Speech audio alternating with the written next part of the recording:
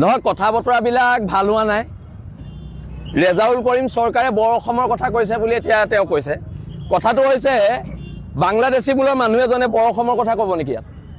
ইয়াত বৰ অসমৰ কথা খিলঞ্জীয়া ভূমিপুত্ৰই ক'ব। ৰেজাউল কৰিম চৰকাৰে কিয় বৰ অসমৰ কথা ক'ব? কথা বতৰাবোৰ তাত। এতিয়া তেওঁ কৈছে মই ক্ষমা খুজিছোঁ। তাত ক্ষমা খুজিলে নহ'ব, ইয়াত ক্ষমা খুজিব লাগিব।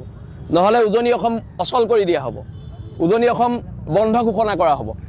আৰু এটা কথা, এতিয়া আমাৰ কিমানজন সতীৰ্থ জেলত আছে, তেওঁ এনে উদ্ভট মন্তব্য কৰি তেওঁক কিয় এতিয়ালৈকে এখন চৰকাৰে জেলত ভৰাব পৰা নাই, তাক লৈ আমাৰ প্ৰশ্ন আছে।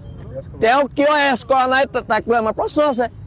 আমাৰতো 22জনকৈ ল'ৰা বিনা দোষত জেলত সোমাই আছে, কিন্তু তেওঁক কিয় এৰেষ্ট কৰিব পৰা নাই? আমাৰ মুখ্য সচিব জেলত সোমাই আছে, কিন্তু তেওঁক কিয় এৰেষ্ট কৰিব পৰা নাই, তাক লৈ আমাৰ প্ৰশ্ন আছে। আৰু এতিয়া গ্ৰেপ্তাৰ কৰিব লাগিব। গ্ৰেপ্তাৰ নকৰিলে উজনি অসম বন্ধ হ'ব, আৰু বন্ধ সময়ত যি অপ্ৰীতিকৰ ঘটনা হ'ব তাৰ বাবে চৰকাৰ দায়ী হ'ব।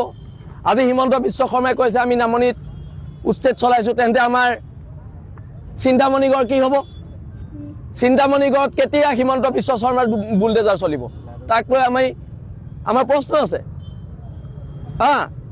আজি সন্দেহযুক্ত মানুহে, আজি কোনোবা বিধায়কে কৈছে শিৱসাগৰত সন্দেহযুক্ত মানুহ নাই।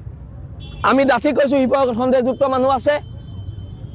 যোৰহাটত আছে, শিৱসাগৰত আছে, ডিব্ৰুগড়ত আছে, তিনিচুকীয়াত আছে, সন্দেহযুক্ত মানুহ আছে। এতিয়া অসমৰ ৰাইজে সিদ্ধান্ত ল'ব লাগিব যে ধুতিৰ লগত থাকিব নে লুঙিৰ লগত থাকিব। বিল আছি থানা অসম সদায় ধুতিৰ লগত থাকিব, সেইটো স্পষ্ট কথা। স্পষ্ট কথা। সময়সীমা বান্ধি দিছোঁ, 48 ঘণ্টাৰ ভিতৰত এৰেষ্ট কৰিব লাগিব, নহ'লে শিৱসাগৰ বন্ধ দিয়া হ'ব। তাৰপিছত ক্ৰমান্বয়ে উজনি অসম বন্ধ দিয়া হ'ব। যিহেতু বিহু আহি আছে, বিহুৰ পিছতে ইয়াৰ ওপৰত ব্যৱস্থা লোৱা হ'ব।